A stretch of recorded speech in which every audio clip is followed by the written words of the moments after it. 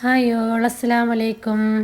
അപ്പോൾ ഇന്ന് ഞാൻ വന്നിട്ടുള്ളത് പഴം കൊണ്ട് ഈസി ആയിട്ട് തയ്യാറാക്കാൻ പറ്റിയ ഒരു അടിപൊളി സ്നാക്സിൻ്റെ റെസിപ്പിയുമായിട്ടാണ്.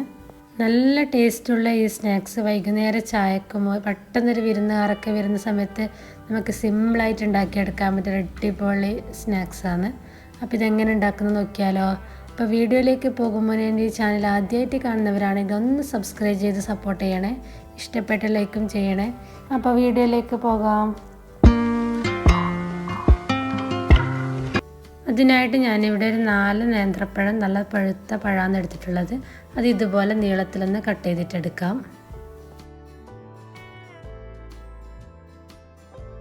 അങ്ങനെ 4 പഴം നല്ലതുപോലെ തന്നെ നീളത്തിൽ കട്ട് ചെയ്തിട്ടെടുത്തിട്ടുണ്ട്. ഇത് നമുക്ക് മാറ്റി വെക്കാം.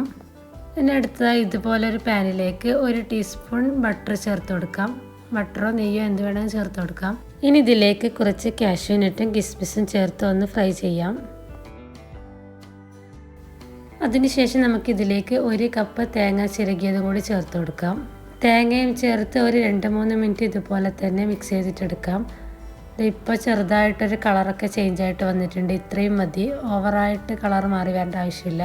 ഇനി ഇതിലേക്ക് ആവശ്യമായ പഞ്ചസാര ചേർത്ത് കൊടുക്കാം. ഞാനിവിടെ 4 ടീസ്പൂൺ പഞ്ചസാരയാണ് ചേർത്ത് കൊടുക്കുന്നത്. നിങ്ങൾക്ക് വേണമെങ്കിൽ മധുരം കൂടുതൽ വേണമെങ്കിൽ ഇതിൽ കൂടുതൽ ചേർത്ത് കൊടുക്കാം.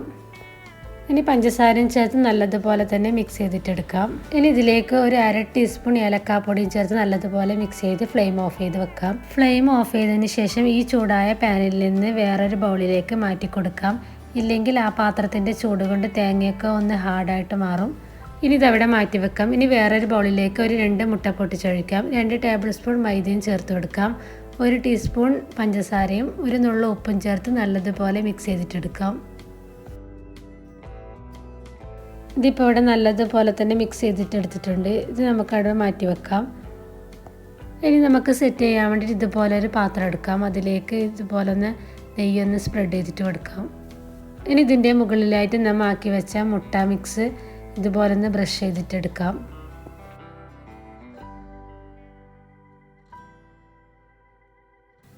ഇനി ഇതിൻ്റെ മുകളിലായിട്ട് നമ്മൾ കട്ട് ചെയ്ത് വെച്ച പഴം വെച്ച് കൊടുക്കാം. ഒട്ടും തന്നെ ഗ്യാപ്പില്ലാത്ത രീതിയിൽ തന്നെ വെച്ച് കൊടുക്കാം.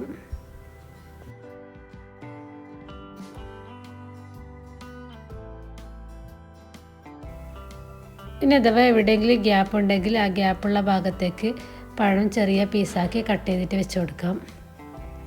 അങ്ങനെ ഇതുപോലെ ഫുള്ളായിട്ട് അടിഭാഗം വെച്ച് കൊടുത്തിട്ടുണ്ട്. ഇനി പഴത്തിൻ്റെ മുകളിലായിട്ട് നമ്മുടെ മുട്ട മിക്സ് ഒന്ന് ബ്രഷ് ചെയ്തിട്ട് എടുക്കാം. എല്ലാ ഭാഗത്തേക്ക് എത്തുന്നത് പോലെ തന്നെ ബ്രഷ് ചെയ്തിട്ടെടുക്കാം. ഇനി ഇതിൻ്റെ മുകളിലായിട്ട് നമ്മൾ ആക്കി വെച്ച തേങ്ങ മിക്സ് ഇട്ട് കൊടുക്കാം. അതിൻ്റെ ഒരു പകുതി മാത്രം ഇട്ട് കൊടുക്കാം. നമ്മൾ 2 ലെയറായിട്ടാണ് ആക്കുന്നത്, അതുകൊണ്ടാണ് പകുതി ഇട്ട് കൊടുക്കാൻ പറഞ്ഞത്. ഇതുപോലെ ഇട്ട് കൊടുത്ത് എല്ലാ ഭാഗത്തേക്കും ആക്കി കൊടുക്കാം. ഇനി ഇതിൻ്റെ മുകളിലായിട്ട് പഴം വെച്ച് കൊടുക്കാം.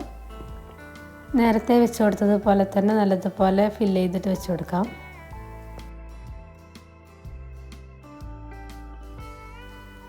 ഇതിപ്പോൾ ഇവിടെ നല്ലതുപോലെ തന്നെ ഫില്ലാക്കിയിട്ട് തന്നെ വെച്ച് കൊടുത്തിട്ടുണ്ട്. ഇനി ഇതിൻ്റെ മുകളിലായിട്ട് നേരത്തെ ആക്കിയ പോലെ മുട്ട ഒന്ന് സ്പ്രെഡ് ചെയ്തിട്ട് കൊടുക്കാം. ഇനി ഇതിൻ്റെ മുകളിലായിട്ട് ബാക്കിയുള്ള തേങ്ങ വറുത്തതും കൂടി ഫുള്ളായിട്ട് ഇട്ട് കൊടുക്കാം. ഇനി ഇതിൻ്റെ മുകളിലായിട്ട് ബാക്കിയുള്ള പഴമെല്ലാം വെച്ച് കൊടുക്കാം. ബാക്കി വന്ന പഴമൊക്കെ ഞാൻ ഫുള്ളായിട്ട് തന്നെ വെച്ച് കൊടുത്തിട്ടുണ്ട്. കുറച്ചൊരു പഴത്തിൻ്റെ ഒരു കുറവുണ്ട്. ഞാനെടുത്ത പാത്രം വലുതായത് കൊണ്ടാണ് പഴം തികയാതെ വന്നത്. നിങ്ങളുടെ കയ്യിൽ പഴം ഉണ്ടെങ്കിൽ അത് ഫുള്ളായിട്ട് തന്നെ വെച്ച് കൊടുക്കണം. ഇനി ഇതുപോലെ തന്നെ മുട്ട ഒന്ന് ബ്രഷ് ചെയ്തിട്ട് കൊടുക്കാം. ബാക്കിയുള്ള മുട്ട ഇതിൻ്റെ മുകളിലേക്ക് ഫുള്ളായിട്ട് ഒഴിച്ച് കൊടുക്കുന്നുണ്ട്. ഇനി ഇത് നമുക്ക് ഗ്യാസ് അടുപ്പിലേക്ക് മാറ്റി കൊടുക്കാം. ഇനി ഒരു ലോ ഫ്ലെയിമിൽ 5 മിനിറ്റോളം ഇതുപോലെ ഒന്ന് അടച്ച് വെച്ച് ഒന്ന് കുക്ക് ചെയ്തിട്ടെടുക്കാം. ഒരു 5 മിനിറ്റിന് ശേഷം ഞാൻ തുറന്ന് നോക്കി, അപ്പോഴേക്ക് അടിഭാഗമൊക്കെ നല്ലതുപോലെ തന്നെ ആയിട്ടുണ്ട്. ഇനി നമുക്ക് വേറൊരു പാത്രത്തിലേക്ക് തിരിച്ചിട്ട് കൊടുക്കാം. ഇനി മറിച്ചിട്ട് കൊടുത്ത് മറ്റേ സൈഡ് ഒരു 5 മിനിറ്റോളം കുക്ക് ചെയ്തിട്ടെടുക്കാം. അതിനുശേഷം നമുക്ക് സെർവിങ് പ്ലേറ്റിലേക്ക് മാറ്റി കൊടുക്കാം. അപ്പോൾ അത്രയേ ഉള്ളൂ, സിമ്പിളായിട്ട് തയ്യാറാക്കി എടുക്കാൻ പറ്റിയ ഒരു അടിപൊളി സ്നാക്കാണ്. അപ്പോൾ എന്തായാലും നിങ്ങൾ ഉണ്ടാക്കി നോക്കണം. നിങ്ങൾ ഉണ്ടാക്കി നോക്കിയിട്ട് നിങ്ങളുടെ ഫീഡ്ബാക്ക് ഒന്ന് കമൻറ്റിൽ പറയണം കേട്ടോ. അടിപൊളി ടേസ്റ്റാണ്. കുട്ടികൾക്കും മുതിർന്നവർക്കും ഒരുപോലെ ഇഷ്ടപ്പെടുന്ന ഒരു അടിപൊളി സ്നാക്കാണ്. അപ്പോൾ ഇഷ്ടപ്പെട്ടാൽ ലൈക്ക് ചെയ്യാനും ഷെയർ ചെയ്യാനും സബ്സ്ക്രൈബ് ചെയ്യാനും മറക്കല്ലേ. ഇനി അടുത്തൊരു അടിപൊളി വീഡിയോ ആയിട്ട് വീണ്ടും വരുന്നതായിരിക്കും. Thanks for watching.